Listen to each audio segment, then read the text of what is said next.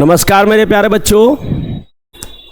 आज मैं Khatu Shyam online classes के माध्यम से तमाम वर्ग 10 में पढ़ने वाले सभी बच्चों के लिए संस्कृत का रामबाण लेकर आया हूं। देख सकते हैं ये संस्कृत का रामबाण आप सभी वर्ग 10 में पढ़ने वाले बच्चों के लिए रामबाण ही साबित होगा। तो जो बच्चे हमारे इस वीडियो को देख रहे हैं, कृपया करके इस वीडियो को ज़्यादा से ज़्यादा लोगों को बढ़ाने का काम करेंगे, शेयर करने का काम करेंगे, ताकि सभी बच्चों को पूरा लाभ मिले। और मैं बता रहा हूं आपको कि इस तरह का क्लास आपने कभी नहीं किया होगा। खास करके संस्कृत की बात हम करें तो मैं आपका कडप्पा सर, जो आपके सामने वर्ग 10 का संस्कृत की क्लास लेकर आया हूं मैट्रिक बोर्ड के लिए। तो जैसा कि आप देख पा रहे हैं कि संस्कृत का चैप्टर 6, और ये संस्कृत में परीक्षा के माध्यम से बहुत ही इंपॉर्टेंट चैप्टर है जिसका नाम है भारतीय संस्कारा। जी हाँ, भारतीय संस्कारा, क्योंकि ये संस्कार से रिलेटिव है और हम लोग सनातन हिंदू धर्म से बिलोंग करते हैं, संबंधित है, तो ये चैप्टर हमारे लिए थोड़ा बहुत ज़्यादा जरूरी हो जाता है। तो आप इस पढ़ाई को अच्छे से करेंगे, वीडियो के अंत तक बने रहें और ज़्यादा से ज़्यादा इस वीडियो को देखें, लाभ उठाएं और परीक्षा में झंडा गाड़ दें। क्योंकि इस वीडियो को देखने के बाद इसके तरह के और भी वीडियो मैं आपके लिए लेकर आने वाला हूं। तो आप जो है वीडियो से एकदम नहीं हटे और ज़्यादा से ज़्यादा लोगों को शेयर करें। तो मैं इस चैप्टर का शुरुआत करता हूं और अब आते हैं चैप्टर पे। सबसे पहले देखिए भाई बंधु, लिखा हुआ है सनातन धर्म। ये सनातन धर्म क्या है, ये आपसे छिपा हुआ नहीं है। जो भी बच्चे हमारे सनातन धर्म के हैं वो इस बात को जानते हैं। तो यहां पर इस चैप्टर में बताया गया है कि जन्म से लेकर मृत्यु तक की संपूर्ण जानकारी। अगर हम हिंदू धर्म में जन्म लिए हैं तो हमारे जन्म से लेकर मृत्यु तक एक एक जो कार्य है मेरे बच्चों, मेरे प्यारे बच्चों, एक एक कार्य जो है संस्कार से बंधा हुआ है। और उन्हीं संस्कारों के बारे में आज हम जानकारी प्राप्त करेंगे। तो यहां पर मैंने लिखा है कि आखिर संस्कार क्यों। तो सबसे बड़ी बात है कि संस्कार क्यों, आखिर सभी बच्चे पूछ लेते हैं, या कोई और आपके माता पिता या और आपको पढ़ते देखेंगे तो आपसे पूछ लिया जाएगा कि आखिर संस्कार है क्या, संस्कार क्यों किया जाता है। तो सबसे पहला बात कि आप उनको बता सकते हैं कि पिताजी, भाई बंधु, संस्कार जो है उनसे व्यक्तित्व का निर्माण होता है। व्यक्तित्व बोले तो जिसको अंग्रेजी में पर्सनालिटी कहते हैं, ये बहुत जरूरी हो जाता है। इसके बाद दोषों का निराकरण। जब हम जन्म लेते हैं तो विभिन्न प्रकार के दोष हमारे अंदर आ जाते हैं और इन दोषों को दूर किया जाता है संस्कार के माध्यम से। तो मैं देखने वाले तमाम बच्चों से एक आग्रह करता हूं कि आप कलम और कॉपी लेकर बैठे, और ताकि समय समय पर वीडियो को पॉज करके, वीडियो को रोक करके तमाम जानकारियों को अपने कॉपी में लिख ले, ताकि परीक्षा के समय में आपको थोड़ा सा भी समस्या का सामना ना करना पड़े। अब जो है मेरे बच्चों, तीसरा मैं देख रहा हूं यहां चरित्र निर्माण। व्यक्ति चरित्र के बिना कुछ नहीं है, जानवर के समान है। क्योंकि हमारे संस्कृत में कहा गया है कि येषाम न विद्या न तपो न दानम न चापी न शीलम न गुणो न धर्म, है ना। और ये जो है ना, येषाम न विद्या न तपो न दानम न चापी न शीलम न गुणो न धर्म, ऐसे व्यक्ति जिनके पास विद्या तप गुण धर्म नहीं है,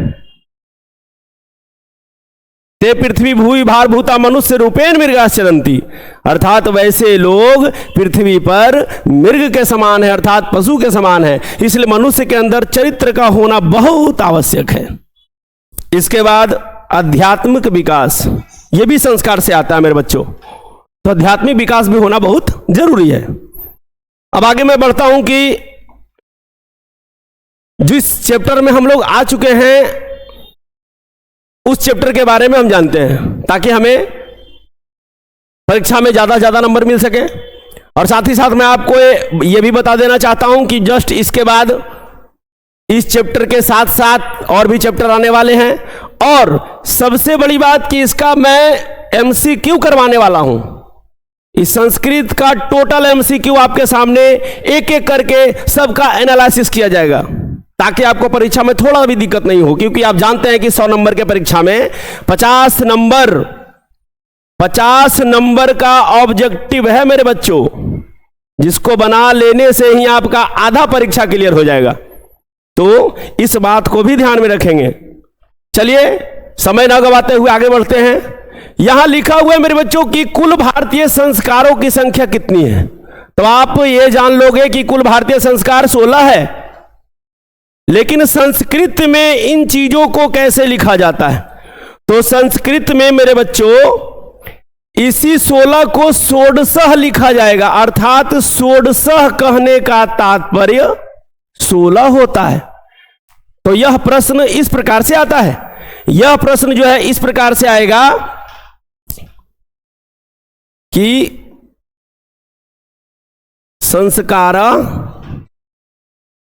कति सन्ति, संस्कार कितने हैं? इसका आप सीधे उत्तर 16 नहीं लिख सकते हैं, सीधे उत्तर इसका लिखना पड़ेगा षोडशः। षोडशः कहने का तात्पर्य मेरे बच्चों 16 ही हुआ है। लेकिन ये 16 संस्कार जो हमें प्राप्त हुए हैं ऋषि मुनियों के द्वारा, वेदों के द्वारा, ये 5 प्रकार से मिलते हैं। अर्थात ये 5 प्रकार के हमें संस्कार प्राप्त हुए हैं। ये 5 प्रकार के संस्कार जो प्राप्त हुए हैं, जिनकी कुल संख्या 16 है। तो बहुत सारे बच्चे यहां पर टेंशन में आ जाते हैं, उनको समस्याएं आ जाती है कि संस्कार कितने हैं। तो मेरे बच्चों, जब संस्कार कितने हैं प्रश्न आवे तो आप 16 मारिएगा, इसका उत्तर 16 होगा। लेकिन अगर कह दे कि संस्कार कितने प्रकार के होते हैं, तब आपको उत्तर 5 लिखना है। यह बात आप ध्यान में रखोगे कि 5 प्रकार के उत्तर होते हैं, ये 5 प्रकार के संस्कार होते हैं। अब आगे मैं बढ़ूंगा कि ये 5 प्रकार के संस्कार कैसे कैसे हैं।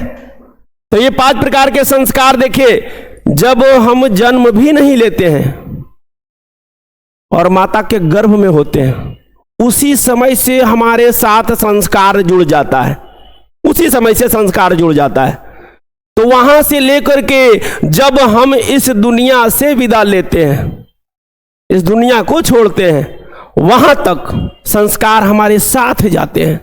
इसीलिए हमारे लिए संस्कार बहुत ही महत्वपूर्ण है।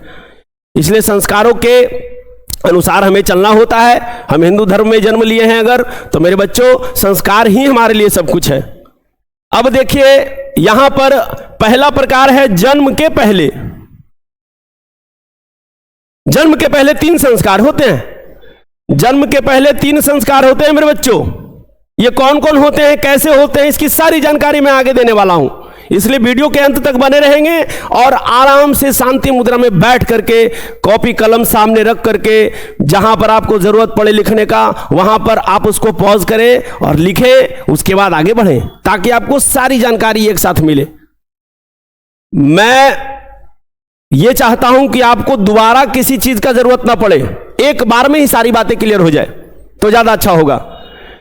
ये जन्म के पहले 3, हाँ, कोई समस्या अगर आपको होती है, कोई भी समस्या है, तो कमेंट बॉक्स में जाकर के कमेंट कीजिए कि सर मेरे को ये प्रॉब्लम है। आपकी समस्या को तुरंत यूं मैं मिटा दूंगा।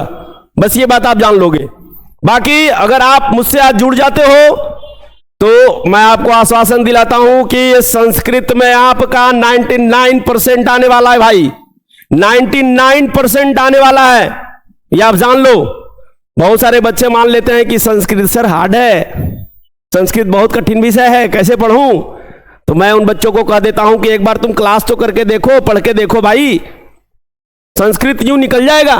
संस्कृत में कोई मेहनत नहीं है, बस आप तरीके से चीजों को करते जाओ बस। अभी जो है ना, जन्म के पहले मैंने बताया 3 संस्कार। शैशवावस्था, अब ये कुछ बच्चे जान जाएंगे, बोल देंगे सर ये शैशवावस्था क्या है। तो शैशवावस्था का मतलब होता है मेरे बच्चों बचपन।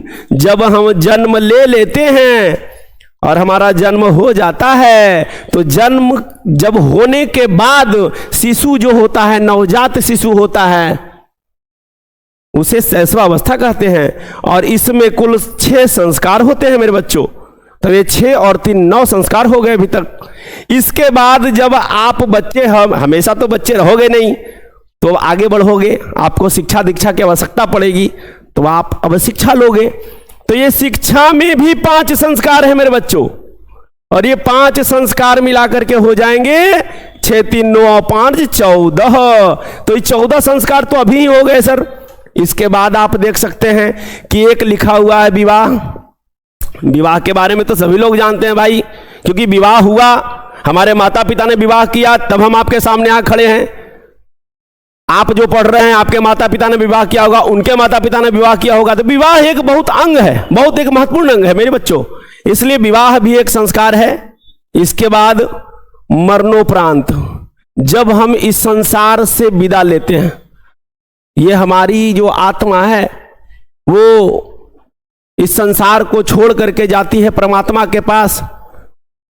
आत्मा और परमात्मा की सारी जानकारी मैं मंगलम पाठ में देने वाला हूं आपको, इसलिए मंगलम पाठ आप देखना ना भूलेंगे। मंगलम पाठ के बारे में विशेष जानकारी आपको दी जाएगी कि हमारी आत्मा किस प्रकार परमात्मा से मिल जाती है और हमारा शरीर का क्या मोल हो जाता है, तो इसके बारे में सारी जानकारी आपको मिलेगी। तो ये मरणोपरांत हमारा शरीर जब यही रह जाता है और आत्मा चली जाती है, मृत्यु लोक से प्रस्थान कर जाती है, तो उस समय भी हमारे साथ एक संस्कार किया जाता है जिसको मरणोपरांत संस्कार कहते हैं, और इसका नाम है मेरे बच्चों अंत्येष्टि। ये अंत्येष्टि को ही हम लोग दूसरे तरीके से कहते हैं श्राद्ध कर्म। और ये श्राद्ध कर्म तो आप लोग जानते होंगे, ये श्राद्ध कर्म जानते होंगे। आप लोग जानते हैं क्या? कमेंट बॉक्स में आप डालिए कि श्राद्ध किसे कहते हैं। अगर किन्हीं बच्चों को पता है पहले से तो आप डालिए श्राद्ध कर्म में क्या होता है, नहीं होता है। ये हमारे समाज का एक अभिन्न अंग है, इसको हम समाज से अलग नहीं कर सकते हैं अगर आप हिंदू धर्म से संबंधित हैं तब।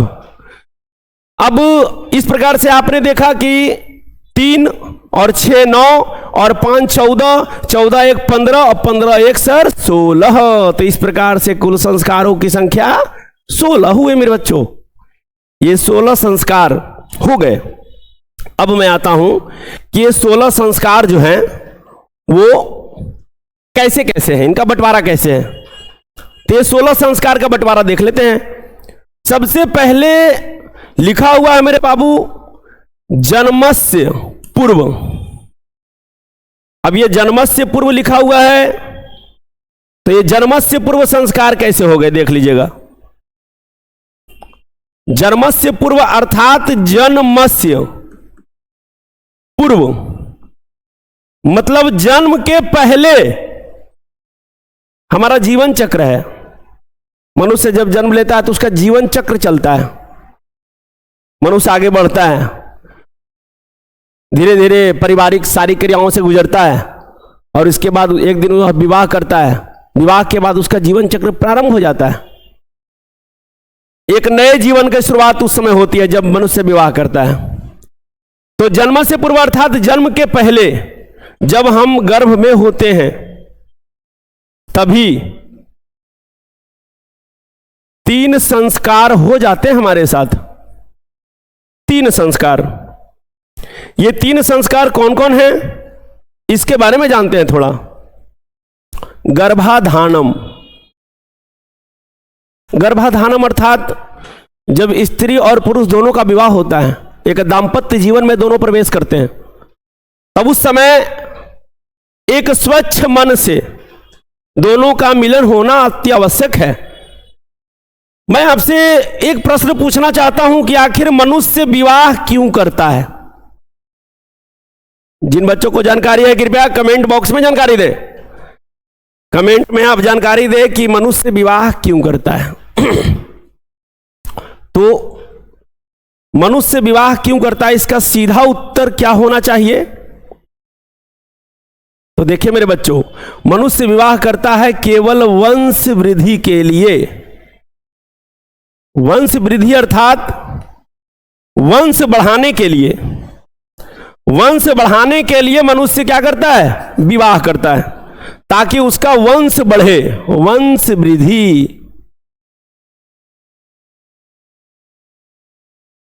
तो कोई भी दंपति नहीं चाहेगा कि हमारे संतान को कुछ हो या संतान हमारा जो हो वो स्वस्थ ना हो। ऐसा कोई नहीं चाहता है। सब लोग चाहते हैं कि हमारा जो संतान होगा वो बुद्धिमान हो, अच्छा हो, स्वस्थ हो, सब लोग चाहते हैं। इसीलिए गर्भाधान के अंतर्गत ये हुआ कि स्वच्छ मन से दाम्पत्य जीवन में प्रवेश किए हुए दोनों दंपत्ति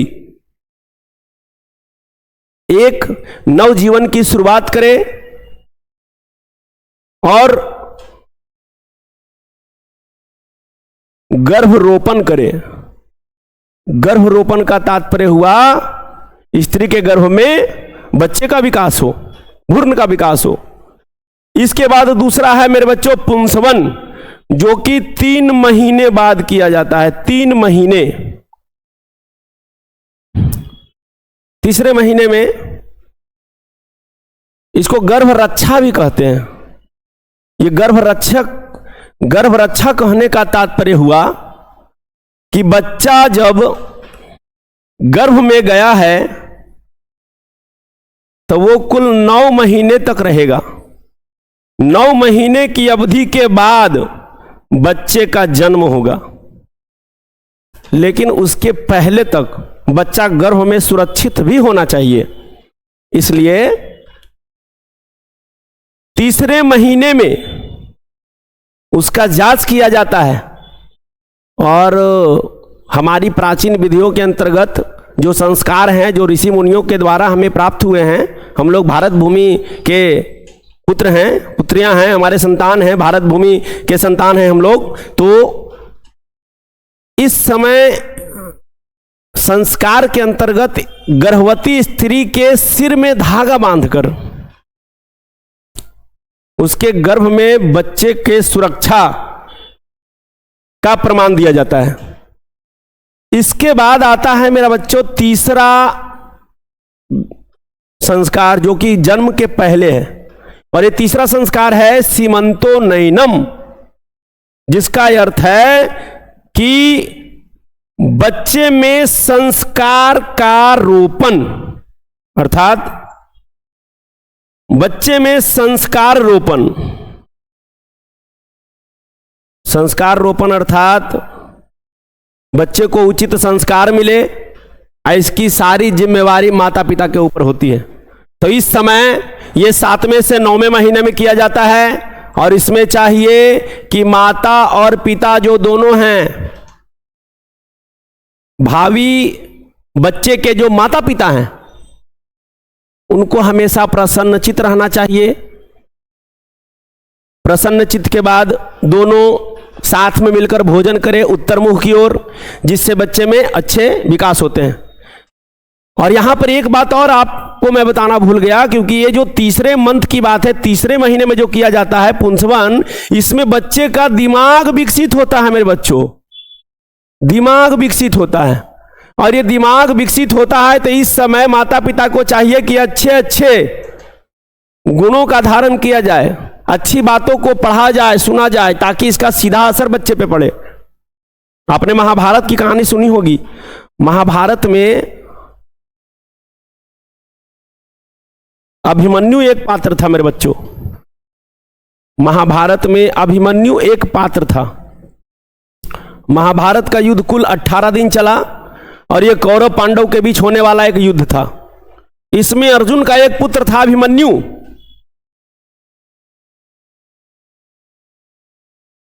और कौरवों के द्वारा पांडवों को हराने के लिए कुरुक्षेत्र में चक्रव्यूह की रचना की गई थी, जिसमें केवल अर्जुन को ही चक्रव्यूह भेदना आता था। लेकिन उस समय अर्जुन को किसी कारण से दूर किया गया युद्ध से, और अर्जुन की अनुपस्थिति में उस चक्रव्यूह को तोड़ने का काम अभिमन्यु ने किया था, जबकि अभिमन्यु को किसी ने सिखाया नहीं था। तो आप कह सकते हैं, आप जान सकते हैं भाई इस बात को कि आखिर अभिमन्यु को ये बातें कैसे आ गई भाई? अभिमन्यु कैसे सीख गया चक्रव्यूह तोड़ना? तो अभिमन्यु कैसे सीखा, इस बात को समझिए। अभिमन्यु जब गर्भ में था, अपनी मां के गर्भ में था, तब एक दिन अर्जुन की पत्नी ने अर्जुन से बहुत जिद किया था कि आप मेरे स्वामी, आप मेरे को बताइए, आप मुझे बताइए कि चक्रव्यूह कैसे तोड़ा जाता है। तब जाकर के अर्जुन ने कहना प्रारंभ किया था, और अर्जुन ने जो जो बातें कही अपनी पत्नी को, उसके गर्भ में मौजूद अभिमन्यु ने सारी बातें जान ली। परंतु आपको पता होना चाहिए कि जो चक्रव्यूह होता है, इस चक्रव्यूह में कुल 7 द्वारपाल, 7 द्वार पे 7 योद्धा होते हैं। इन 6 योद्धाओं को मारने की कला तो अर्जुन ने बता दिया, और भली भांति अभिमन्यु ने भी उसे जान लिया। परंतु 7वें द्वार में उनकी पत्नी का आंख लग गया, वो सो गई, जिसके कारण अभिमन्यु 7वां द्वार पार करने का अर्थात 7वें योद्धा को मारने की कला नहीं जान पाया, जिसके चलते चक्रव्यूह तोड़ने का ज्ञान उसका अधूरा रह गया, और इसी के चलते युद्ध भूमि में अभिमन्यु की मृत्यु हो गई थी। तो मैं आपको बताना चाहता हूं कि ये जो है बच्चे को उस समय सारी बातें बच्चे जानते हैं, बच्चे समझते हैं, इसीलिए उस समय 3 महीने का जब बच्चा हो तब उस समय आपको अच्छी अच्छी बातें करनी चाहिए, भजन कीर्तन की ओर ध्यान उसका आकर्षण होना चाहिए। अब मैं ये तीनों संस्कार हो गए जो जन्म के पहले थे। अब मैं आगे बढ़ता हूं। देखिए यहां पर मैंने लिखा है कि उद्देश्य क्या है इसका। ये संस्कार जो होते हैं जन्म के पहले, तो गर्भ रक्षा करना, भावी शिशु को संस्कारी बनाना, भावी शिशु को अर्थात जो शिशु होने वाला उसको संस्कार बहुत देना बहुत जरूरी है। बिना संस्कार के जीवन नहीं चलेगा मेरे भाई बंधु। आगे हम लोग बढ़ते हैं। 3 संस्कार मैंने जाना। शैशवावस्था, गलती से यहां पर 3 लिखा गया है, शैशवावस्था में कुल 6 संस्कार होते हैं। ये शैशवावस्था में कुल 6 संस्कार होते हैं मेरे बंधु। मैं इसे लिख देता हूं। ये शैशवावस्था में कुल 6 संस्कार हैं, और ये 6 संस्कार शैशवावस्था को बचपन के संस्कार कहते हैं।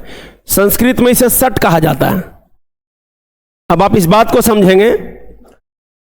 पहला संस्कार है जात कर्म। ये जात कर्म क्या है? आप आश्वस्त रहें, इस चैप्टर के द्वारा ये सारी जो चीजें आप सीख रहे हैं, इससे आपका 2-2 नंबर का जो संस्कृत में जो 2-2 नंबर का आता है सब्जेक्टिव प्रश्न बनाने के लिए लघुत्तरीय, ये 2-2 नंबर सारा आपका इससे क्लियर होगा। 2 मार्क्स, ये 2 मार्क का जो नंबर होगा, 2 अंक स्तरीय नंबर होंगे जो प्रश्न पूछे जाएंगे आपसे। ये किताबी बातों को जानने से सारी बातें आप क्लियर कर लोगे। जात कर्म, जात कर्म का अर्थात कहने का तात्पर्य, जात कर्म का अर्थ हुआ कि बच्चे का जन्म हुआ और बच्चे के जन्म के तुरंत बाद नाल छेदन किया जाता है। नाल छेदन मेरे बच्चों, नाल छेदन का अर्थात तात्पर्य हुआ बच्चे की नाड़ी काटी जाती है, नाभनाल, और इसके बाद बच्चे को शहद चटाया जाता है या घी चटाया जाता है। इसी संस्कार को जात कर्म कहते हैं। आगे संस्कार है बच्चा जन्म ले लिया, इसके बाद आता है नामकरणम।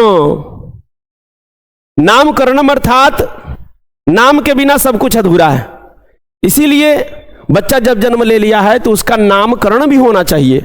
और ये नामकरण की क्रिया जो है जन्म के 11वें दिन होती है मेरे बच्चों, 11वें दिन। आप इन सभी बातों को नोट करेंगे, इन सभी बातों को लिखेंगे। मैंने पहले बताया आपको कि आप जो है एक कॉपी कलम लेके बैठो मेरे बंधु, मेरे भाई बंधु, आप एक कलम कॉपी लेके बैठोगे ना तो ज्यादा अच्छा रहेगा। इन चीजों को आप रोक रोक करके लिखो, ज्यादा समझ में आएगा। नामकरण अर्थात नाम रखना, बच्चे का नाम रखा जाता है 11वें दिन जन्म के। और आप एक बात जान लो कि नाम बहुत जरूरी है जीवन जीने के लिए, बिना नाम का होना तो उचित नहीं है, इसलिए नाम बहुत जरूरी है। तो एक उचित नाम रखना जरूरी होता है, जिससे चरित्र के बारे में पता चलता है, व्यक्तित्व बनता है। यह नामकरण बहुत जरूरी है मेरे बंधु, ये व्यक्तित्व का निर्माण करता है नाम। और जहां तक संभव हो तो हर एक बच्चे का एक नाम ही हो, एक घरेलू नाम एक बाहरी नाम ऐसा उचित नहीं होता है, एक नाम ही रहे तो ज्यादा अच्छा है। अगला संस्कार है निष्कर्मणम। इसका सीधा अर्थ क्या होता है? निष्कर्मणम का अर्थ है बच्चे को सबसे पहले माता पिता के द्वारा, जिसमें मां पिता की ज्यादा भागीदारी होती है, पिता जन्म के 100वें दिन, जन्म के 100वें दिन पिता बच्चे को अपनी गोद में लेकर के उसे सूर्य का दर्शन करवाता है, सूर्य की किरणों का दर्शन करवाता है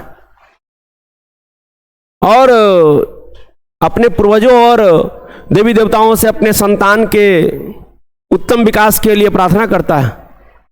इसी को निष्क्रमण कहा गया है। निष्क्रमण का अर्थ हुआ बच्चे का पहली बार घर से बाहर निकलना या सूर्य देवता का दर्शन करवाना या वायुमंडल का दर्शन करवाना। आगे हम आ जाते हैं अन्नप्राशनम। बच्चा धीरे धीरे बढ़ता है और बच्चा जब 6 से 7 महीने का होता है, ऐसे आप जानते हैं कि बच्चा जब जन्म लेता है तो मां का दूध पीता है, तो उसे मां का दूध 6 महीने तक लगातार मिलना चाहिए। वो उसके लिए सबसे सर्वोत्तम आहार है, सबसे जरूरी है। इसके बाद बच्चा कुछ ना कुछ अन्न खाएगा, अन्न ग्रहण करेगा, और यह अन्न ग्रहण करेगा मेरे बच्चों तो उसके लिए समय निर्धारण किया गया है ऋषि मुनियों के द्वारा, जो हमारे संस्कार में निहित है, दिया गया है कि 6ठे महीने में ये अन्नप्राशन संस्कार होता है, जिसका अर्थ है ये 100वें दिन, ये 11वें दिन। अब अन्नप्राशनम 6 महीना, इसमें बच्चे को पहली बार खीर खिलाया जाता है, खीर चटाया जाता है चांदी के चम्मच से। अगर बहुत ज्यादा संभव है तब चांदी के चम्मच से आप चटा सकते हैं, परंतु अगर नहीं है तो कोई दिक्कत नहीं है। यह अनामिका अंगुली है, यह सबसे ज्यादा जरूरी है, इससे भी वो काम आप कर सकते हैं। इसके बाद जो अगला संस्कार है चूड़ा कर्म। चूड़ा कर्म का सीधा अर्थ है, मैं आपको बता देना चाहता हूं, चूड़ा कर्म का सीधा अर्थ होता है मुंडन। मुंडन का मतलब आप जान गए होंगे, बच्चे का पहली बार बाल उतारा जाता है, क्योंकि वो जो बाल है बच्चे के सर पे वो उसका नहीं है, वो उसके माता पिता का है, उसके माता पिता के द्वारा दिया गया बाल है। और साथ ही साथ इसका वैज्ञानिक कारण भी है, मुंडन का एक वैज्ञानिक कारण है। मुंडन का एक वैज्ञानिक कारण है मेरे बंधु कि जब बच्चा गर्भ में होता है तो बच्चे के बाल से विभिन्न प्रकार के कीटाणु चिपक जाते हैं, जिसे हटाने के बाद वो कीटाणु स्वतः हट जाते हैं। तो ये एक वैज्ञानिक तरीका भी है। हमारा संस्कार वैज्ञानिक तौर से वैज्ञानिक पद्धतियों को भी अपनाता है। ऐसी थोड़ी बात है कि हमारा संस्कार ऐसे ही दिया गया है, नहीं। ऋषि मुनियों ने जो भी लिखा है, जो भी दिया गया है, उनके द्वारा वो सारी चीजें उचित तरीके से कही गई है। तो मुंडन हमारे हिंदू धर्म में बहुत इंपॉर्टेंट, महत्वपूर्ण है बाबू। और ये मुंडन होगा कब, सबसे बड़ी बात है। तो इसके लिए समय निर्धारण किया गया है 1 साल का, कि जब बच्चा का उम्र 1 साल हो जाए, 1 वर्ष हो जाए, या 3 वर्ष हो जाए, या 3 वर्ष हो जाए मेरे बच्चों, या 5 वर्ष हो जाए, या तो 7 वर्ष हो जाए, इन्हीं समयों में उसका मुंडन हो जाना चाहिए। ये बात आप जान लो, ये मुंडन एक अत्यंत बहुत ही जरूरी संस्कार है। तो ये मुंडन इन सभी समयों में हो सकता है। इसके बाद आते हैं, अगला संस्कार है कर्णभेदम। कर्णभेदम का तात्पर्य हुआ कान का छेदना, अर्थात कान में कुंडल डाला जाता था पहले। हालांकि बदलते समय के अनुसार इन चीजों को फिर से इन चीजों में थोड़ी धीमी गति हो गई इन चीजों की, इन चीज़ों को अपनाने से लोग कतराने लगे, और खास करके अगर अभी देखा जाए तो केवल स्त्रियां इस संस्कार को अपनाती है, बाकी पुरुष नहीं अपनाते हैं। हालांकि ये संस्कार जो है पुरुषों के लिए भी था, कर्णभेद अर्थात कान छेदना। इससे जो है ना वैज्ञानिक पद्धति के अनुसार एक्यूपंक्चर होता है, जिससे कान की नसों को फायदा पहुंचता है, उसमें एयर का, हवा का संचरण होता है। तो इस प्रकार से शैशवावस्था में कुल 6 संस्कार हुए, और ये 6 संस्कार के बारे में आपको मैंने बताया कि जातकर्म हुआ, नामकरणम हुआ, निष्क्रमणम हुआ, अन्नप्राशनम, चूड़ाकर्म, कर्णभेद। इसके बाद हम चलते हैं मेरे बंधु कि बच्चा जब आगे बढ़ेगा तो उसे पढ़ने के लिए भी जरूरी चाहिए, पढ़ने के लिए शिक्षा चाहिए, और पढ़ने के लिए शिक्षा चाहिए तो जो शिक्षा संबंधी संस्कार होते हैं उसकी संख्या 5 है। शिक्षा संबंधी संस्कारों की संख्या 5 है मेरे बच्चों, इसको शिक्षा संस्कार कहते हैं। अब इसका ऑब्जेक्टिव प्रश्न कैसे आता है, हालांकि मैं 1-2 बता देता हूं, इसके अलावा बहुत सारा प्रश्न मैं आपके सामने लेकर आऊंगा। आप लोग, मैं आपसे बार बार कहता हूं कि आप लोग जो है खाटू श्याम ऑनलाइन क्लासेज को आप लोग सब्सक्राइब कीजिए, और अपने दोस्तों के पास शेयर कीजिए इसको, ताकि उनको भी आपके साथ साथ लाभ मिल सके, ज़्यादा अच्छा होगा। इसके अलावे जैसे जैसे आपकी परीक्षा नज़दीक आएगी, आपके लिए बहुत सारी चीज़ें, महत्वपूर्ण चीज़ें इसके लिए मैं लाने वाला हूँ। ये आपका रामबाण, जो संस्कृत का रामबाण, संस्कृत की जड़ी बूटी, बहुत सारे कंटेंट मेरे पास रखे हुए हैं, तो आप चिंता ना करना। जैसा कि यहां लिखा गया, शिक्षा संबंधी संस्कारों में पहला संस्कार आता है अक्षरा आरंभ। अक्षरा आरंभ का मतलब होता है अक्षर जोड़ आरंभ। इसका सीधा अर्थ हुआ बच्चे को पहली बार अक्षर का ज्ञान करवाना, और बच्चे को पहली बार अक्षर का ज्ञान करवाना, तो इसका सीधा दायित्व किसके ऊपर है? तो इसका दायित्व है माता पिता के ऊपर, जो घर में उसके साथ है। तो माता पिता है, उसको क्या कर सकते हैं? बच्चों को अक्षर का ज्ञान करवा सकते हैं। तो यह है अक्षर आरंभ। उसके लिए ज्ञान के देवता, बुद्धि के देवता श्री गणेश से बच्चे के लिए प्रार्थना किया जाता है कि हमारे बच्चे को उचित बुद्धि दिया जाए गणपति के द्वारा, और आपका बच्चा आगे बढ़े। दूसरा संस्कार है उपनयनम। जी मेरे बच्चों, उपनयनम। मेरे प्यारे बच्चों, आप देख सकते हैं कि पहला शिक्षा संस्कार अक्षरा आरंभ है, दूसरा संस्कार है उपनयनम। और ये उपनयनम जो है, इसका क्या अर्थ है? तो एक बात आप जान लो कि बच्चे को हमेशा आप अपने घर में नहीं पढ़ा सकते हो, उसे एक ना एक दिन गुरु जी के पास भेजना होगा। गुरु जी के पास भेजना होगा ताकि उनको सम्यक ज्ञान प्राप्त हो सके। तो इसके लिए पहले जो है ना, हमारे भारत में गुरुकुल चलता था, और गुरुकुल में बच्चों को भेजा जाता था पढ़ने के लिए। तो उपनयनम का अर्थ हुआ गुरु के समीप बैठकर पढ़ना। उपनयनम का सीधा अर्थ हुआ गुरु के पास बैठकर पढ़ना। अब जब बच्चा गुरुकुल में प्रवेश किया है, गुरु जी के पास गया है, तब गुरु जी उन्हें सबसे पहले वेदों का ज्ञान देते थे। वेदों का ज्ञान देते थे, जिसे कहा गया है वेदा आरंभ। क्या कहा गया है? वेदा आरंभ मेरे बच्चों। वेदा आरंभ अर्थात वेदों का ज्ञान। आप जानते हैं कि हमारे भारत में ऋषि मुनियों ने कुल वेदों की रचना की है, जिसकी संख्या 4 है। वेद की संख्या 4 है। ऋग्वेद, यजुर्वेद, सामवेद और अथर्ववेद, ये कुल 4 वेद हैं, और इन्हीं वेदों की जानकारी दी जाती थी गुरु जी के द्वारा, तो इसे वेदारंभ कहा गया है। चौथा शिक्षा संस्कार में आता है मेरे प्यारे बच्चों केशांत। केशांत का क्या अर्थ हुआ?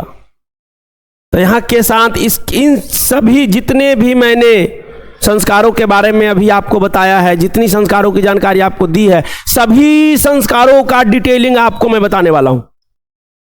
सभी का लिख करके सभी चीजों को मैं आपको वो कंटेंट अभी दूंगा। तो इसीलिए मैंने बच्चों से कहा, आपसे कहा कि आप जो है अगर आपके पास कॉपी कलम होता है तो आप उसको लिखिए, नहीं तो इसके बाद आपके लिए बहुत ही सुंदर सा पीडीएफ तैयार किया गया है मेरे बच्चों। इसके लिए आप संपर्क करेंगे तो आपको बहुत ही उचित, अच्छा, बहुत ही सुंदर लिखावट में लिखा हुआ पीडीएफ आपको प्राप्त हो जाएगा। केशांत, केशांत का सीधा अर्थ है मेरे बच्चों क्षौर कर्म। अब ये कुछ बच्चे कहेंगे कि सर ये क्षौर कर्म क्या है? तो क्षौर कर्म का अर्थ है पहली बार दाढ़ी मूछ हटाना या तो नाखून काटना, यह भी क्षौर कर्म में आता है। तो केशांत का सीधा अर्थ है क्षौर कर्म। जो बच्चा गुरुकुल में प्रवेश करके विद्या अर्जन के उद्देश्य से गुरु जी के पास गया तो उसका पहली बार क्षौर कर्म भी यही होता था, जिसे केशांत कहा जाता है। और ये केशांत का ही दूसरा नाम है गोदान।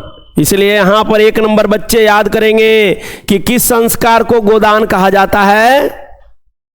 कमेंट में आप जानकारी दें, कमेंट में आप इसका आंसर बताइए कि किस संस्कार को गोदान कहते हैं। किस संस्कार को गोदान कहते हैं? जल्दी जल्दी बताइए आप लोग, किस संस्कार को गोदान कहते हैं? तो गोदान संस्कार, गोदान संस्कार का ही दूसरा नाम केशांत है।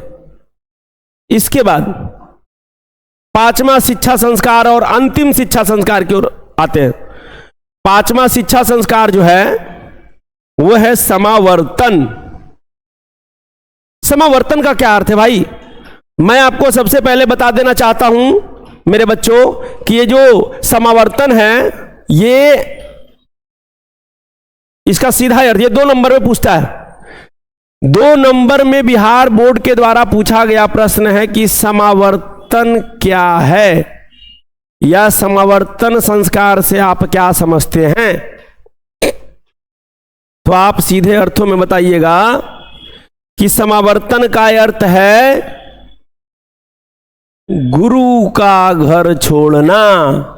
अर्थात जो बच्चे, जो शिष्य गुरु के घर पर रह करके विद्या अर्जन कर रहे थे, विद्या ले रहे थे, उनको अब अपने घर भेजने की तैयारी हो रही है। आप भी जानते हैं कि जहां पर आप पढ़ते हो तो हमेशा वहां नहीं पढ़ सकते, आपको संस्थान बदलने की आवश्यकता होती है, ऐसा जरूरत पड़ता है। चूंकि आप एक जगह जब वो सारी विद्याएं ले लेते हो तो उसके बाद आप आगे की क्रिया करने के लिए, आगे के संस्कारों के निर्वहन के लिए और भी चीजें होती है। इसके लिए गुरु जी के गुरु का घर छोड़ना पड़ता था बच्चों को, जिसको हम लोग साधारण शब्दों में भी फेयरवेल कहते हैं मेरे बच्चों। फेयरवेल, ये फेयरवेल का तात्पर्य हुआ गुरु का घर छोड़ना। आप लोग अभी फेयरवेल करते हैं, उस समय समावर्तन होता था।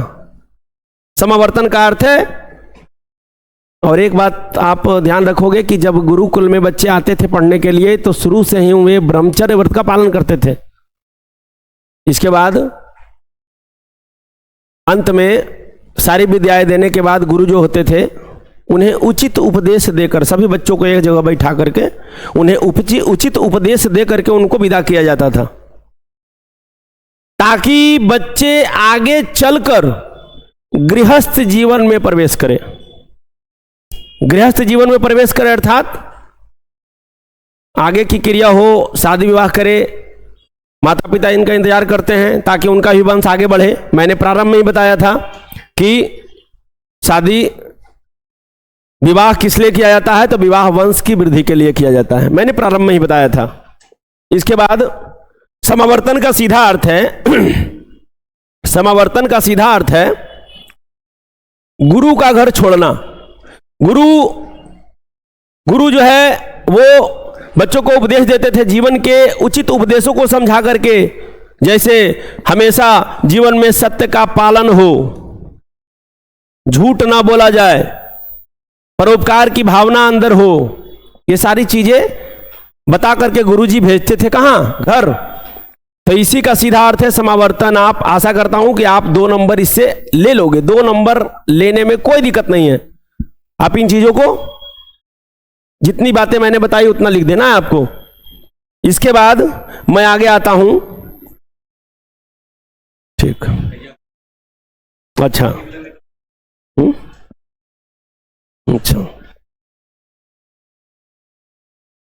अभी ये गृह संस्कार, जब अभी तक मैंने बताया आपको क्या मेरे बच्चों, अभी तक मैंने आपको संस्कार के बारे में बताया कि संस्कार कितने हैं, तो संस्कार 16 हैं।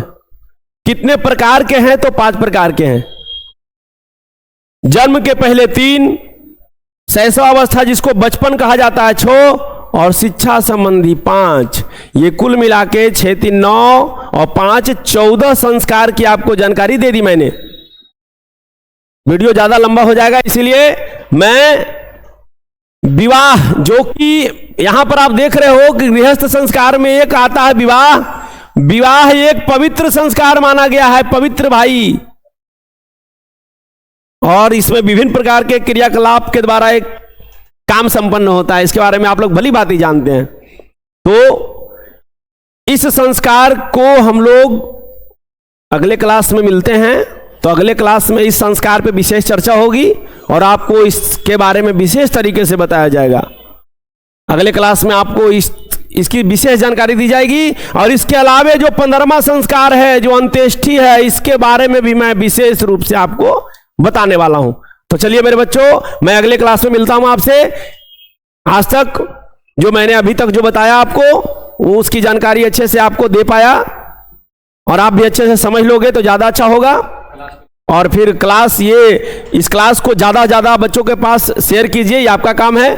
और इस खाटू श्याम ऑनलाइन क्लासेज को आप ज्वाइन करें, सब्सक्राइब करें, ताकि आपको समय समय पर सभी जानकारियां मिलती रहे।